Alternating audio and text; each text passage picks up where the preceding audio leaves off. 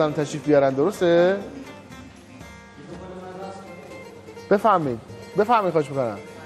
منو درگیر خودت کن تا جهانم زیر و رو به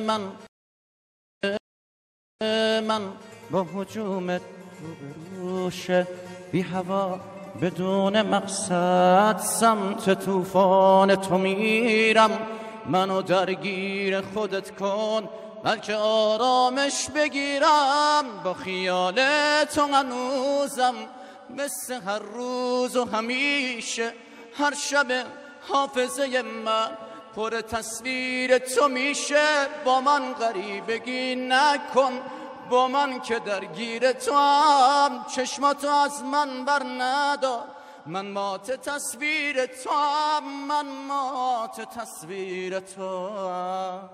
آفرین به به علیکی تو همین جای همیشه بی تو شب شکل رویاست آخرین نقطه دنیا تو جهان من همین جاست تو همین جای. بس دیگه بس من اتفاقا می‌خواستم نه بفرمایید خواهش می‌کنم. به جناب آقای حسن آقای ریوندی عزیز بفرمایید خواهش می‌کنم. حال شما چطوره حسن آقا؟ خیلی خوش. بفرمایید با بینندگان. خواهش می‌کنم. کدوم دوربین الان؟ شما این چراغت خاموشه. بینندگان عزیز شبکه 3 سیما سلام. عید همتون مبارک. عید سعید مبعث رو به همه شما خوبان تبریک میگم و آرزو دارم که این عید سعید و بزرگ همراه با خیر و برکت و رحمت برای شما عزیزان و خانواده های محترمتون باشه. ارادت دارم. خوش اومدین. یادتونه قدیما میگفتن در سایه ایزد تبارک عید همگی بود مبارک. خب جناب سحرخیز آقای ریوندی از هنرمندان خیلی خوب صحنه هستن. کارشون اینه که بتونن مردم رو با لبخند و تبسم ببرن تو ارتفاع 30,000 پا. تلفات هم زیاد دادن. 30,000 پا خیلی جالب بود برای من یه خاطره براتون بگم از خودم و آقای حسینیان. یه سفری داشتیم به کیش برای اجرای برنامه در سازمان کیش برای عزیزانی که میان اونجا برای تفریح. ایشون یه آدم عجولی هست. می‌بینی هنوز هیچی نشده داره شلوغش میکنه، جو میده. علیرغمی که از توپلترین مجریان ایران هم هست. عاشقش هم هستم. صبر کن بذار برسیم به 30,000 پا. ببین اصلا خیلی جا توی کاراکترهای کارتونی میدونیم دقیقاً شبیه کدوم کارتونه. خیلی شبیه به بانزی قوی ترین. حسن آقا اجازه بده شروع کنیم. آقا هنوز 2,000 پاییم که پدر جان. داشتم از 30,000 پا میگفتم. از خاطره مانور چت‌بازی براتون بگم. ایشون رفته بود چت‌بازی. اون بنده خدایی که مربیشون بود آموزش میداد بهشون گفت که شما زمانی که از هواپیما خودتون رو پرت کردین بیرون اینجا یه دکمه سبز هست میزنید چترتون باز میشه. اگر احیانا باز نشد یه دکمه قرمز اضطراری هست اونو میزنی حتما چترتون باز میشه. و اگر احیانا 1 در میلیون چتر باز نشد یه تناب کوچولو این بغل هست میکشید حتما به صورت منوئل و دستی کاملا چتر دیگه باز میشه. بعد که رسیدین پایین اونجا یه جیپ منتظرتونه که شما رو میبره به قرارگاه پایگاه. بله محمد رضا پرید انسان خوششانسیه. سبز و زد عمل نکرد. یه خورده استرس گرفتش اما خب به خودش مسلط بود. سریع یادش اومد که دکمه قرمز اضطراری باید بزنه. قرمز رو زد عمل نکرد. بعد گفت عجب شانسی من دارم و به فکرش رسید که اون تناب کوچیکر بکشه. تناب کوچیکر کشید از بیخ پاره شد و عمل نکرد. گفت ای بابا اینم شانس من دارم حتما هم برسم پایین جیپ رفته. شما ببین که به چه موضوعهایی فکر میکنه محمد رضا. خیلی دوستش دارم عاشقم. ارادتمندیم. قربان دیگه دیواری کوتاه‌تر از محمد رضا پیدا نمی‌کنید. بگو حالا حسن آقا یکی دیگه من که میدونم شما خشابت پر 100 تا دونه محمد رضا آماده کردی. یکی دیگه بگو. رفته بود مانور چت بازی وقتی که پرید چترش عمل نکرد گفت خدا رو شکر مانوره. حالا چیز مهمی نیست. خب من در خدمتتونم. خب خیلی خوش اومدین حسن عزیز. من قبل از اینکه حسن آقا وارد عرض کردم نمیدونم ایشون در سال چند تا صندلی‌ها خیلی لغ میزنید. این تو هم اتفاق دیگه میفته تو چاله هوایی. نمیدونم ایشون در سال چند تا برنامه اجرا میکنه و دل چند نفر شاد میکنه. اما امروز میخوام قبل از اینکه وارد بحث بشیم 2 تا نکته ازش بپرسم.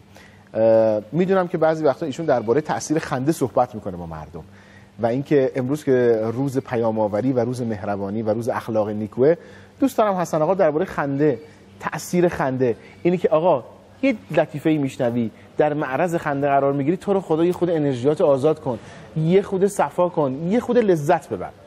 بله حتما همینطوره. فواید خنده انقدر زیاده که در حوصله این برنامه نمیگنجه من بخوام یه جا به همشون بپردازم، اما دم دستترین هاشو براتون میگم. از لحاظ فیزیکی وقتی ما میخندیم 218 عضله در بدن منقبض و منبسط میشه، ورزش کامله. 218 عضله. بله. زمانی که میخندیم هورمونی در بدن ترشح میشه تحت عنوان آندروفین، بسیار مفید هست برای بدن. 35% پیری با خندیدن به تأخیر میفته و بزرگان زیادی در طول تاریخ در خصوص فواید خنده گفتن و حتی احادیث بسیار ارزشمندی از ائمه معصومین داریم و امروز که روز عید مبعث هست من حدیثی زیبا براتون نقل کنم از حضرت رسول صلوات الله علیه و آله و سلم. نبی گرامی اسلام حضرت ختمی مرتبت محمد مصطفی اللهم صل علی محمد و عجل فرجهم میفرماید بهترین امت من کسانی هستند که دل مؤمنان رو شاد میکنند و در جای دیگر دارد که میفرماید هر کس دل مؤمنی را شاد کند من را شاد نموده است و هر کس مرا شاد کند خداوند بزرگ را. درود بر شما. آقا جون این گوی شادی و میدان در اختیار شما، بریم ببینیم شما چیکار میکنید. الان چیکار باید بکنم؟ چیکار میخواید بکنید؟ گوی و میدان دست شماست. من کارم رو استیج بیشتر به صورت کارهای لایو و زنده. الان چیکار باید بکنید؟ اینجا برنامه زنده است، من تو استودیویه، من الان نمیدونم واقعا باید بخونم براتون، باید صدا سازی کنم. یه دونه بخونید. بخونم؟ بله بله. از چی سنتی بخونم یا پاپ؟ چی بخونم آقا؟ سنتی یا پاپ؟ شادیش بخونم یه چیز بخونیم شاد باشه و مردم شاد بشه. سنتی میخوام ریتم دار باشه. سنتی هم میخونم، پاپ هم میخونم، شاد هم میخونم، همه چی میخونم. واسه شروع یه کار زیبا به صورت صدا سازی من اول تارشو میزنم با دهن و بعد قطعه رو میخونم. حالا اسم خواننده‌شو نمیگم، میذارم به تشخیص خود شما. دقت کنید. اول تکنوازی ساز.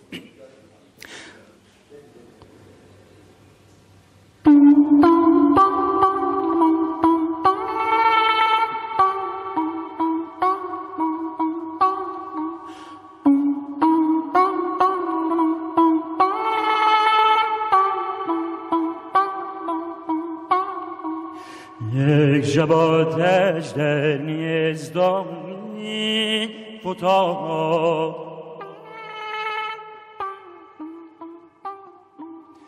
نی به آتش گفت، نی به آتش گفت کین آشوب چیست؟ میخندی؟